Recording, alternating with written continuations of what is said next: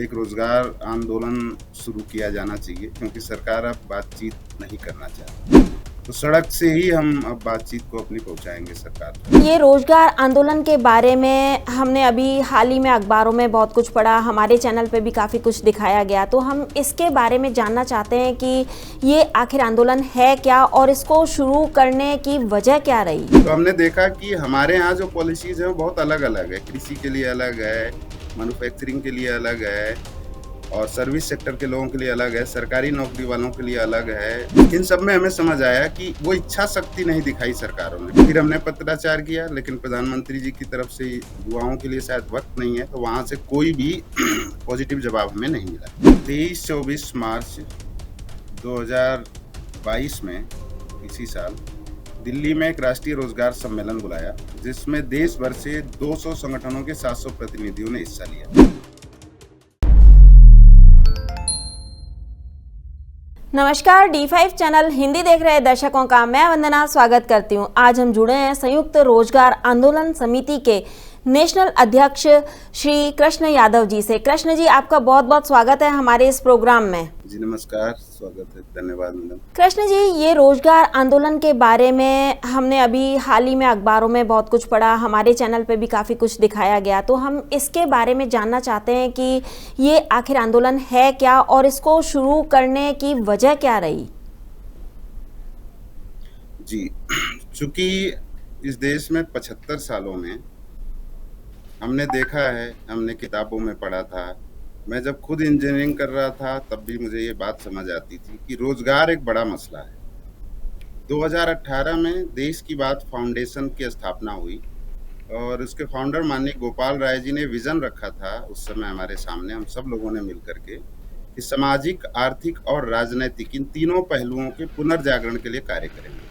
सामाजिक पहलू के पुनर्जागरण को लंबा वक्त लगता है, जो कार्य चल रहा है, देश की बात फाउंडेशन कर रही है। इसके अलावा राजनीतिक पहलुओं के लिए जब अच्छे लोग समाज में होंगे तो राजनीति में भी अच्छे लोग ही आएंगे।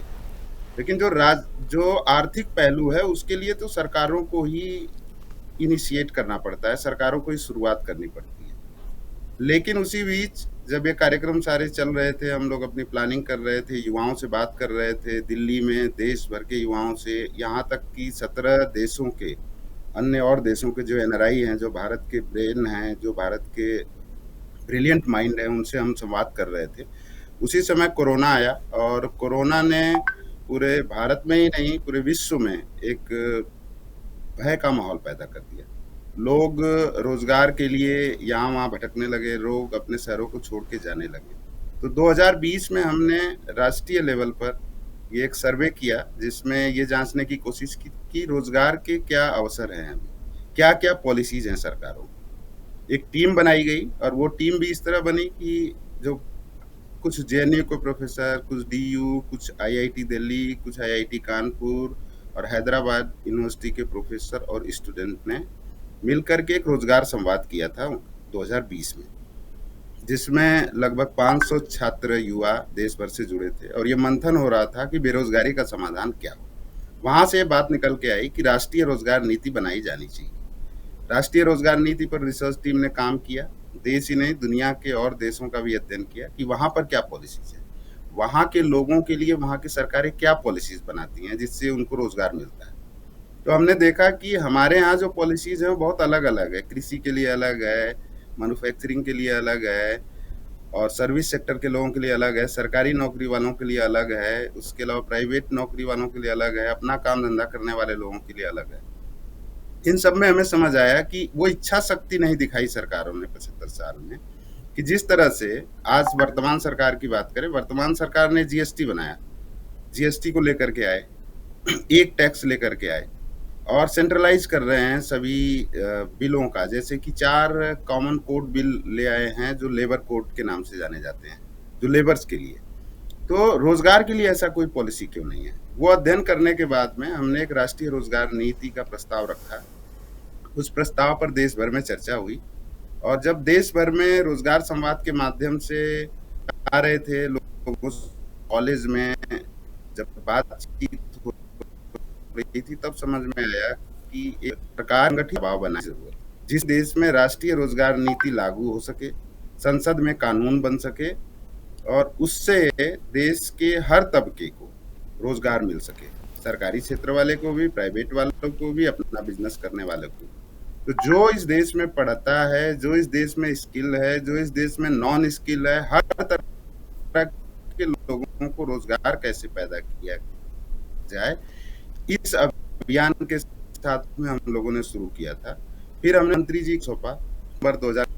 उस ज्ञापन के माध्यम से हमने उनसे मांग की थी कि राष्ट्रीय रोजगार नीति को लागू करें। देश भर से भी लगभग 500 जिलों से ज्ञापन जिलाधिकारी के माध्यम से सौंपा था और एक वक्त दिया था कि 3 महीने के अंदर आप इस पर बातचीत करें, समझें इसको, और अगर कुछ चीजें समझ नहीं आती तो हमारी ये जो टीम है देश भर की, इसमें से कुछ लोगों को प्रतिनिधि के तौर पर आपके साथ बैठ करके डिस्कस करेंगे। वो नहीं हुआ।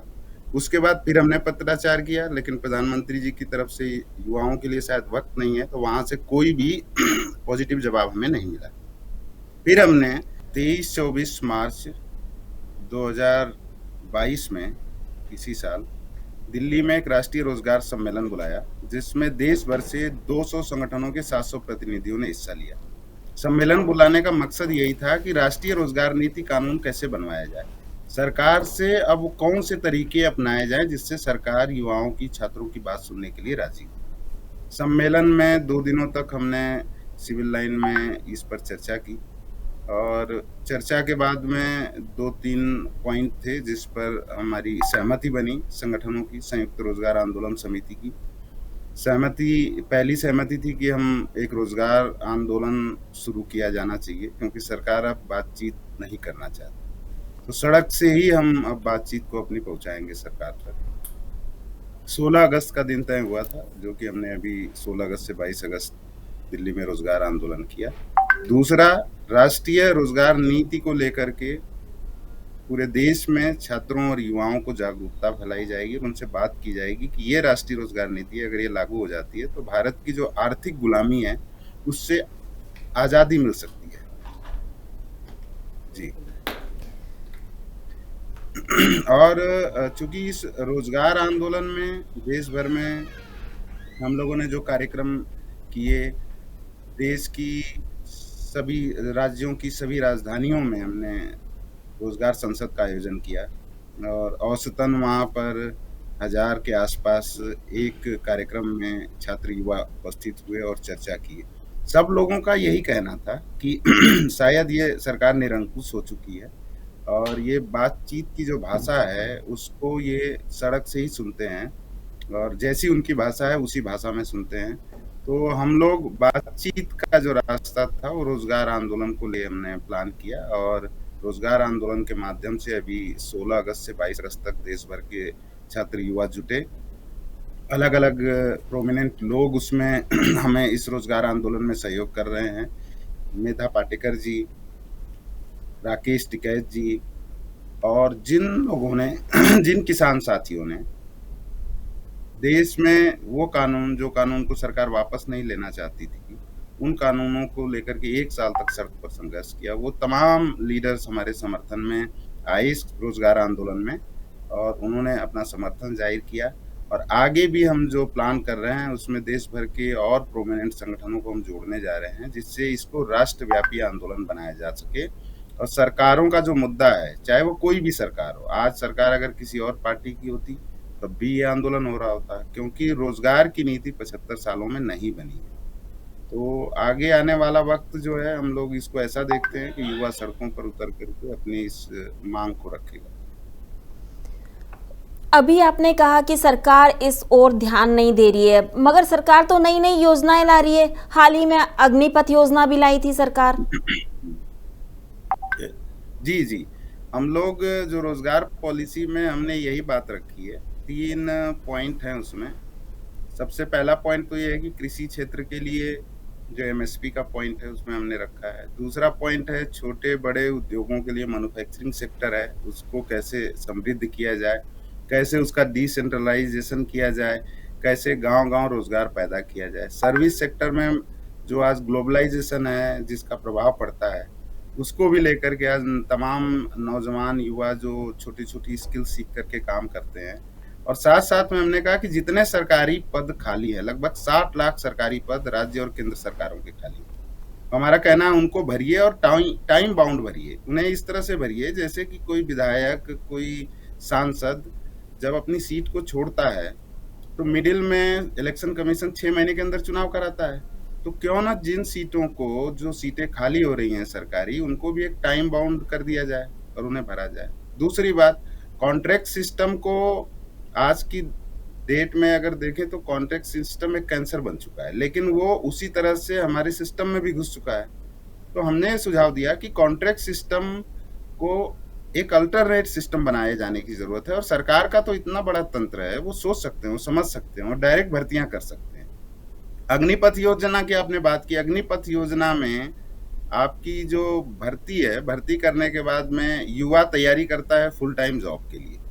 अब वो पार्ट टाइम जॉब करेगा वहां पर, उसको कुछ सालों बाद में वापस घर आना है। उसे आप कह रहे हैं, कभी कहते हैं 20 लाख रुपए मिल जाएंगे, कभी कहते हैं 14 लाख रुपए मिल जाएंगे, कभी कहते हैं 30 लाख मिल जाएंगे, कभी 32 लाख मिल जाएंगे। अब पहले जिनकी रिक्रूटमेंट हो रही है, जब वो लौट कर आएंगे तभी असलियत पता चलेगी। तो हमें तो भरोसा नहीं है उस पर, पहली बात। दूसरी बात ये कि जो सरकारी तंत्र जो हैं, जैसे कि राष्ट्रीय सिक्योरिटी के मसले जो हैं, आप साइंटिफिक रिसर्च की बात है, उसमें आप कॉन्ट्रैक्ट पर भर्ती कर रहे हैं, तो वो ये तो देश के साथ में भी धोखा हुआ। वो जो लोग निकलेंगे वहां से, मान लीजिए कि 50,000 लोग ही निकले पहली खेप, वो कहाँ जाएंगे काम करने? और फिर वो अपनी जीविका चलाने के लिए हो सकता है कि भी अपने एथिक्स के साथ भी समझौता करें। हम नहीं कह रहे हैं कि वो करेंगे, लेकिन कोई भी मिसयूज कर सकता है इस पूरे लोगों का, क्योंकि वो ट्रेंड लोग हैं। दूसरी बात, माननीय विजय वर्गीय जी ने कहा था, भाजपा के महासचिव हैं, कि उनको हम अपने यहाँ गार्ड की नौकरी देंगे। तो कितने लोग गार्ड की नौकरी करेंगे? आज देश में जो लोग गार्ड की नौकरी करना चाहते हैं उनको नौकरी तो मिल नहीं रही है। और एक और नया सिगुफा छोड़ दिया है कि जो लोग सरकार के सिस्टम में अग्निपथ योजना के द्वारा अग्निवीर बनेंगे, उन लोगों को हम गार्ड की नौकरी देंगे। तो पहले वाले कहाँ जाएंगे? तो ये एक तरह से बिना सोची समझी प्लानिंग का नतीजा है कि सरकार कुछ भी सोच लेती है कि कितने युवाओं को बरगलाना है। तो देश भर में लोग गांव-गांव तैयारी करते हैं, युवा दौड़ लगाते हैं, 6-6 महीने तैयारी करते हैं, तो वो तो भरेंगे ही फॉर्म। जैसे उनका एक लॉजिक और था कि लोग तो कृष्णा फॉर्म यादव भर जी, रहे हैं। यहाँ मैं आपको रोकना चाहूंगी, क्योंकि आपका एक तरफ तो कहना है कि आपको सरकार पे भरोसा नहीं है और दूसरी तरफ आप सरकार के आगे ही मांग रख रहे हैं। देखिए, सरकार पर भरोसा तो नहीं है, बिल्कुल सही कहा मैंने, और मैं दोबारा दोहराता हूँ कि हमें सरकार पर भरोसा नहीं है। वजह उसकी है क्योंकि अगर सरकार आसानी से जो जन मुद्दे हैं, रोजगार के मुद्दे को अगर सुनती, तो हम उस पर भरोसा करते। 75 साल बाद में आज हम युवा पढ़ लिख करके रोजगार मांगने के लिए दर दर भटक रहे हैं। आप आंकड़े देखिए ना, 8.3% आज इस महीने, जो अगस्त का महीना बीता है, उसमें बेरोजगारी दर है, और हर महीने वो बढ़ती जा रही है हर राज्यों की। लेकिन चूंकि सरकार इस समय जिस पार्टी की है, जो सरकार है, वही पॉलिसी बना सकती है और संसद में ही पॉलिसी बन सकती है, तो डिमांड तो उसी से रखी जाएगी। ना बनाए वो, उनकी मर्जी है ना बनाए। ये आंदोलन चलता रहेगा, तब तक चलता रहेगा चाहे सरकार बदल जाए, दूसरी सरकार आएगी उससे भी यही डिमांड करेंगे। और हम चाहते हैं कि सरकार के काम यहाँ मैं में आपको ये एक बार बात फिर रोकना चाहूंगी, क्योंकि देखिए, अग्निपथ योजना बनी थी, अग्निवीर आए, उनके पास में कुछ को तो नौकरी दी जाएगी, कुछ के पास में पैसे आएंगे, तो वो स्मॉल स्केल पे अपना कारोबार शुरू कर सकते हैं। आप स्मॉल स्केल पे ही कारोबार में नौकरी देने की बात कर रहे हैं और वहां सरकार पैसा देने की बात कर रही है, बात तो एक ही है। नहीं, बात एक नहीं है, आप समझिए। जैसे कि किसी भी चीज की ओवरऑलिंग की जाती है, तो मुझे लगता है कि देश की आर्थिक नीतियों की ओवरऑलिंग की जाने की जरूरत है। आज मैं 10 लाख रुपए लेकर के भी एक छोटा कारोबार करता हूं, तो वो उसके सक्सेसफुल होने के एक तरह से 0% चांसेस हैं। पहला, मार्केट की वैल्यू नहीं है इस समय। अभी क्या हुआ है, कोरोना के बाद में बहुत एक सी मिनट चीजें और मैं आपको यहाँ पर रोकना चाहूंगी, क्योंकि आपका कहना है कि उसके सक्सेसफुल होने के चांसेस नहीं हैं। तो जब एक युवा पहले ही बेरोजगार बैठा है, उसके पास तो पैसे भी नहीं है शुरू करने के लिए। यही एग्जैक्टली आप बिल्कुल हमारी बात कर रहे हैं, हम भी यही कह रहे हैं कि इस देश की ओवरऑलिंग तो करने यहाँ की पे जरूरत है। सरकार पैसे दे तो रही है। सरकार जो पैसे दे रही है, वो पैसे उससे वो घर भी तो चलाएगा। ऐसा तो है नहीं कि वो ऐसा भूखा रहेगा इतने सालों तक और फिर उस पैसे को वहां लगाएगा। उसका परिवार होगा, वहां भी लगाएगा, और एक आदमी को अपना परिवार चलाने के लिए भी पैसे खर्च करने पड़ते हैं। और आज जब उसे देखिए, आप इस बात को समझिए, स्मॉल स्केल इंडस्ट्रीज इस देश से खत्म हो गई है, बिल्कुल खत्म हो गया। आप देखेंगे उसका बाजारीकरण हो गया है। आप मॉल्स में लोग दुकानें खोल रहे हैं, लेकिन वहां कौन जाएगा? जिसके पास में 25-50 लाख की सिक्योरिटी मनी है वो जमा करके जाएगा। आज लोन की जितनी स्कीमें हैं भारत में, आप एक बार आंकड़ा उठा करके देखिए, उससे किसी को फायदा नहीं हुआ। मेक इन इंडिया फेल हो गया, मेड इन इंडिया फेल हो गया। तो जितने भी ये मुहिम चलाई जा रही हैं वो सब फेल क्यों हो जा रही हैं? युवा लोन लेकर के, आपने एक एमबीए चाय वाली सुना होगा, एमबीए चाय वाली ने चाय का एमबीए करने के बाद में वहां चाय का एक ठेला लगाया, कुछ दिनों उसकी कमाई होती रही, सरकार ने क्या किया, उसका ठेला उठा करके फेंक दिया। तो ये एक समस्याएं नहीं है, पैसा लगा भी ले, काम करना शुरू कर भी दे, नीतियां ऐसी हैं कि उसको वहां काम नहीं करने देंगे, ना लेबर की पॉलिसी स्पष्ट है। तो इसलिए हमारा मानना है कि ऊपर से लेकर नीचे तक सभी नीतियों के अध्ययन करके जो राष्ट्रीय रोजगार नीति बनाई गई है, अगर उसको लागू करें तो एक एक करके हर सेक्टर में उद्योग आ जाए। जैसे एग्जाम्पल के तौर पर हम कह रहे हैं कि छत्तीसगढ़ में कोई भी चीज जो छत्तीसगढ़ का यूनिक प्रोडक्ट है जो पैदा होता है, जैसे वहां पर धान ज्यादा पैदा होता है, चावल बनाया जाता है, उससे बहुत सारी चीजें और बन सकती हैं। उस चावल को अगर एक साथ खरीद करके आप ले जा करके बॉम्बे में, सूरत में, वहां पर उस धान को खरीद करके उससे प्रोडक्ट बना रहे हैं, उससे बेहतर ये होगा कि छत्तीसगढ़ के ही किसानों को वो टेक्नोलॉजी क्यों ना उपलब्ध करा दी जाए, और उस टेक्नोलॉजी के साथ साथ में उन्हें सरकार पैसा भी प्रोवाइड करे, यानी लोन प्रोवाइड करे, सहायता प्रोवाइड करे, साथ साथ में उसके लिए मार्केट भी वहां पर बना करके दे, ग्राउंड स्तर पर, तहसील के स्तर पर, जिले के स्तर पर, राज्य के स्तर पर, राष्ट्रीय स्तर पर, साथ में उनके ले जाने के लिए भी बना करके दे। और जो लोग बेरोजगार हैं, जो उसके बाद भी बेरोजगार बच जाते हैं, उनको बेरोजगारी भत्ता दें। और बेरोजगारी भत्ता जो मिनिमम वेज है देश का, जो मिनिमम वेज तय हो उसका 1/4 हो। और आज की डेट में मैं आपको बता दूं, मैं एक मिनिमम वेज की कमेटी में रहा हूं दिल्ली में, तो मेरा जो आकलन है आज की डेट में, अगर मिनिमम वेज तय होता है, एक मजदूर का जो बोरा उठाता है, जो लेबर का काम करता है, तो लगभग 30,000 रुपये तय होगा। लेकिन कोई सरकार की इतनी हिम्मत नहीं है कि वो 30,000 एक मजदूर को दे सके। उन्हें तो शोषण करने के ही सिस्टम बनाने हैं। आज देखिए तमाम घोटाले होते हैं, तमाम सरकारी स्कीमें बनाई जाती हैं, राजनेताओं को फायदा होता है, लेकिन आज उससे नीचे क्या फायदा होता है? नई बिल्डिंग बना दीजिए, वो फायदा। एजुकेशन पे पैसा लगाने के लिए सरकार तैयार नहीं है, और जिस दिशा में लगा रही है सरकार जो, वो दिशा भी गलत है। एम्प्लॉयमेंट एक्सचेंज देश भर में खुले हुए हैं, एम्प्लॉयमेंट एक्सचेंज का डाटा नहीं है अभी किसी के पास में भी। आरटीआई लगा करके हम लोग डाटा मांगते हैं तो डाटा भी नहीं आता है। तो अगर एम्प्लॉयमेंट, सारी सुविधाएं और सारी स्कीमें तो थी इस देश में, तो बेरोजगारी का जो ये दंश झेल रहे हैं लोग, क्यों झेल रहे हैं? फिर वजह यह है क्योंकि वो स्कीमें एक साथ जुड़ी हुई नहीं है। हमें हर एक सेक्टर को दूसरे सेक्टर के साथ में जोड़ने की जरूरत है, और मैं फिर कहूंगा आर्थिक नीतियों की ओवरहॉलिंग करने की जरूरत है। पैसा जिसके पास है वही पैसा ना बना पाए, जिसके पास पैसा नहीं है वो भी पैसा बना पाए, वो भी अपना घर चला पाए, अपना पेट पाल पाए। संयुक्त रोजगार आंदोलन समिति की अगले चरण की योजना क्या है? संयुक्त रोजगार आंदोलन समिति ने 22 तारीख को एक प्रेस कॉन्फ्रेंस की बैठक की थी, और बैठक के बाद में प्रेस कॉन्फ्रेंस बैठक में ये तय हुआ था कि हम लोग राष्ट्रीय लेवल पर छात्र और युवाओं को जोड़ेंगे, और राष्ट्रीय छात्र युवा संपर्क अभियान अभी नेशनल लेवल पर चलाया जा रहा है, जिसमें यूनिवर्सिटी, कॉलेज, गांव, मोहल्ले, जहां बच्चे पढ़ते हैं, जहां युवा रहते हैं, वहां हमारे साथी जा रहे हैं देश भर में। और ये अभियान कल 5 तारीख से शुरू हो रहा है। उसमें वो उनसे बातचीत करेंगे और उन्हें इस अभियान में जोड़ेंगे। 26 नवंबर को दिल्ली में और पूरे देश में लगभग हमने टारगेट रखा है कि 1000 जगहों पर संयुक्त रोजगार आंदोलन समिति के बैनर तले, साथ ही एक दिन का या जो भी तय होता है आगे, अभी 26 नवंबर की डेट तय है, उसका स्वरूप कार्यक्रम का जो भी तय होता है, दिल्ली और देश में 1000 जगहों पर बड़े प्रोटेस्ट की हम तैयारी कर रहे हैं। उसका स्वरूप हम जैसे ही तय होता है, समिति के साथ बातचीत कर रहे हैं हम लोग, तो वो देंगे। उसके बाद में हमने ये तय किया है कि अगर तब भी सरकार नहीं सुनती है, राष्ट्रीय रोजगार नीति को लागू नहीं करती है, तो अगले साल हम पूरे साल का भी प्लान बना सकते हैं, और मार्च के महीने में हम इस अभियान को दिल्ली में पूरे देश भर से लोग कूच करेंगे, पैदल यात्रा के माध्यम से चल कर के आएंगे और दिल्ली बैठेंगे जब तक राष्ट्रीय रोजगार नीति लागू नहीं हो जाती। कृष्णा यादव जी, आपने अपने विचार हमारे समक्ष रखे, आपका बहुत बहुत धन्यवाद। बहुत बहुत शुक्रिया मैम, थैंक यू।